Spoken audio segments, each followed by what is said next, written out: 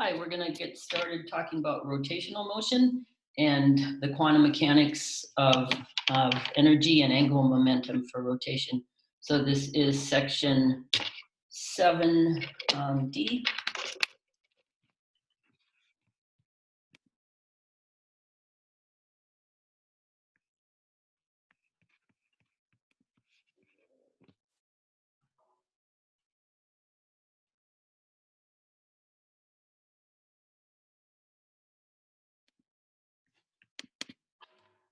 Okay, so the first page, I think it's important.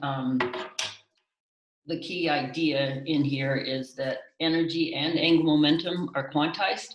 And in order for that to make any sense, you have to understand what angular momentum is. So this first little chemist toolkit on the first page, you should read that and realize that the definition of angular momentum, which is usually given the letter J, depending on the circumstances, we'll see it given different letters too. But it's going to be equal to the moment of inertia times the angular momentum. So just wrote that out. Larger angular momentum, J usually represents it, would be the moment of inertia, which is the mass of the particle times the radius that it's traveling about squared, times the angular velocity. And the angular velocity is just how many times it goes around the circle every second. So that definition, so read the first page and the second page as it defines it. But it's really this picture right here that makes sense with that definition of moment of inertia. That a particle in a plane, so like a record on a record player, if you look at one point on there, it's traveling around at some angular velocity, omega, and it's going about some axis. So we'll just define that as the z-axis. So that means it'll be the angular momentum in the z direction. It means it's traveling around the z-axis. It'll be greater than 0 if it's going clockwise, and less than 0 if it's going counterclockwise. So we'll see that it doesn't matter which direction it's going, it'll have the same energy, but you'll have two different states when you have the two different directions. So yeah, I guess I might as well put this up. So if it's moving about the z-axis, the angular momentum about the z-axis is going to be plus or minus momentum times r. So P is momentum. And we know that kinetic energy is 1/2 mv squared. And if momentum is mass times velocity, then kinetic energy is momentum squared over 2 times mass. And if we just look at this definition, that means the kinetic energy is directly related to that angular motion, the angular momentum. So it'd be J squared over 2mr squared. And our definition of moment of inertia right here is mass that's traveling times the radius of the circle squared. So when you look back at that picture, whatever the mass of this purple particle is times the radius squared is going to be the moment of inertia. So this is the relationship between the energy and the moment of inertia. So we're going to see that they both have to be quantized.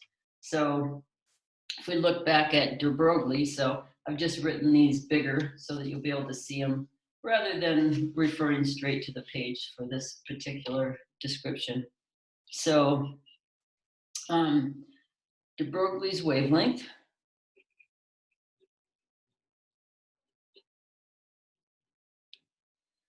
was defined as Planck's constant over momentum. And so therefore momentum, if you just rearrange this, will be Planck's constant over wavelength.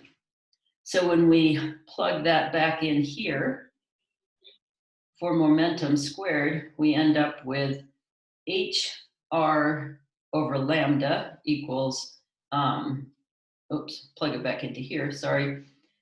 HR over lambda is equal to the angular momentum. So all I did was replace momentum with H over lambda, and then you still have the R. So the angular momentum is going to be HR divided by the wavelength of the particle. So if you look at the picture on page 341, you see why it has to be quantized. So if you take the circle and just break it open from 0 to 2 pi so you can see what's going on, every time you get back to 2 pi, unless the wave is in the same place it was at 0, you're going to be going around the circle and you're going to have a different value for the wave function in the same location, because the angle plus 2 pi takes you back to the same place in space. So that means in order for this not to have many values, which we know can't be true with the Born interpretation, which says it's the probability when you square it, we have to get back to the same place. So every time you go around the circle and add 2 pi, you have to get back to the same location. So that means when you go around the circumference, you have to be able to fit in there an integer number of wavelengths, so that you're always coming back to, you could say 0 when you get back to 2 pi.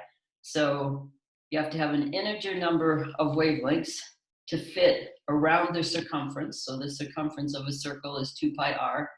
Therefore, the wavelength has to be 2 pi r over n. So when we put that in for wavelength, we end up seeing that the angular momentum has to be quantized. So that means when we put that in, the circumference divided by n in for the wavelength, we end up with hr over 2 pi r over n. And so that 1 over n brings the n to the top and the h to the top. The r's cancel, and h over 2 pi is h bar. So we end up with n times h bar, essentially, some quantum number. And this was for the absolute value.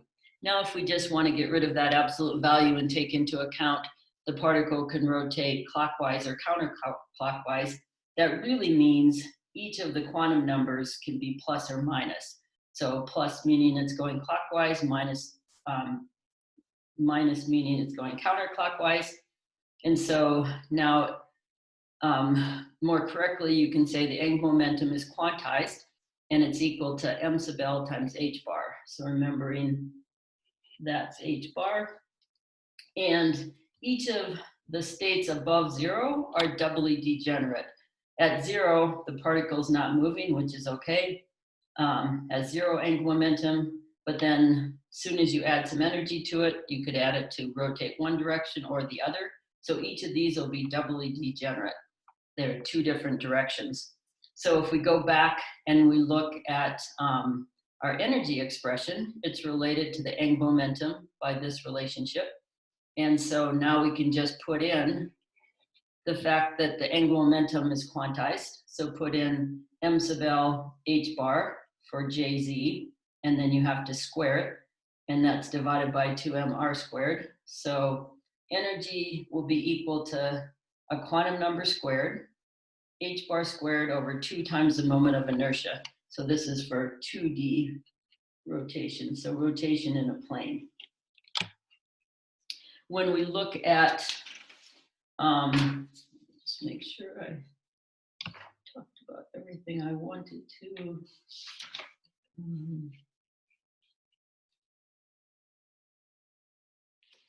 I guess we should just quickly go through kind of a summary of that concept, all the concepts we just saw. So,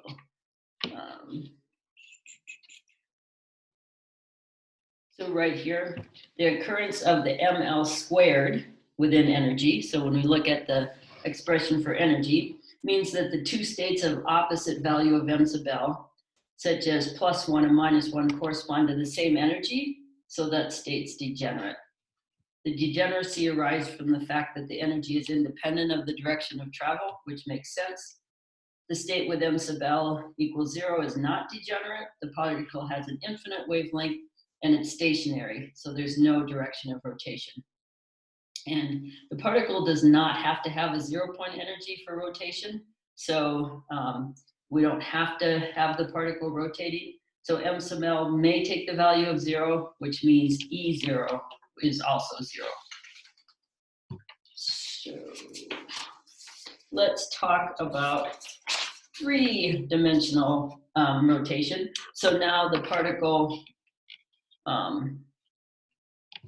rotates, and it rotates on the surface of a sphere rather than on the surface of a record, so on a flat surface. So this will make sense that when it was rotating in a two-dimensional plane, we had that one quantum number to make sure that when the wave got back and came to 2 pi plus where it started, it would always have the same value. We had one quantum number because of that. But now, if it can rotate in 3 dimensions, you're going to have a second quantum number, because that also has to be true in the other dimension, how it's rotating out of the plane about other axes other than the z-axis. So it can also rotate about the x and the y-axes. And most of this, if you take Chem 367, you'll see a lot more detail about where the solutions come from, and then how you use the solutions. This is just going to give you what's concluded from three-dimensional rotation. So you're going to end up with 2 quantum numbers, L and m sub L. And L is the quantum number for the total angular momentum. We don't know which axis it's about, but it's the total angular momentum quantum number. M sub L tells you the projection of that on the z-axis. So how much of that angular momentum is about the z-axis. Makes sense that the orientation shouldn't impact energy.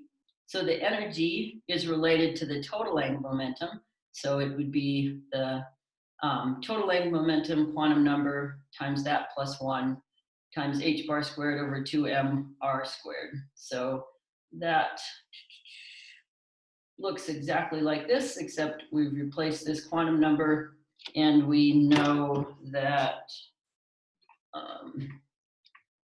this part is moment of inertia. So the quantum number L can go from 0 to infinity, going by integers. That's making sure that the waves fit around a circle. And m sub L always has to be related back to L. So if L represents the total angular momentum, how much of that's projected on the z-axis is limited by what the total angular momentum is. So m sub L goes from 0 by integers plus or minus, because it can be projected to rotate counterclockwise or clockwise around the z-axis, all the way up to plus or minus L. And so when we look at ways to represent that, this is called the vector model. So look at this. And this picture is not as good as the next page. So like I just said, the quantum number m sub L is confined to a range of values that depend on L, because the angular momentum around a single axis, which is expressed by m sub L, can't exceed the magnitude of the total angular momentum, which is expressed by L. Provided that the particle has a given angular momentum, its kinetic energy is independent of the orientation of the path. And so the energy is independent of m sub L, as mentioned a little while ago, and only depends on the total angular momentum, the L quantum number. So these pictures are really a result of Heisenberg's uncertainty principle. So read the toolkit. Just reminds you about vectors. It's a very simple mathematical discussion.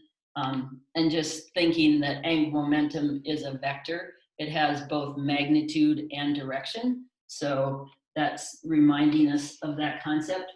But these pictures with the cone, let's see. With the cone, I think the bottom picture is the best one to look at within this self-test. So the length of the vector in these pictures is the total angular momentum.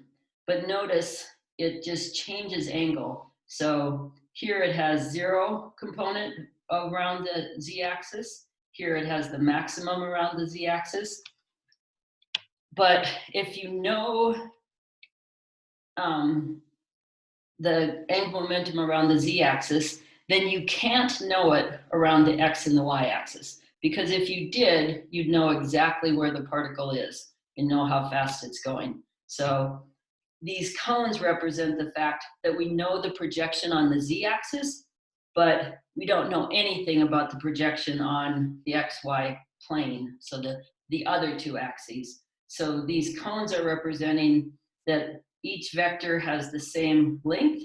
It's just whether or not its projection on the z-axis is, well, it has the range from plus or minus L all the way down to 0. So you can have 0 projection on the z-axis, so everything going around the x and the y, or you can have maximum on the z-axis. So when you look at those pictures, it's representing the relationship between the total angular momentum, its projection around the z-axis, and then not just writing it as vectors, but making it as cones to represent that we don't know where its projection is around the x or the y axes.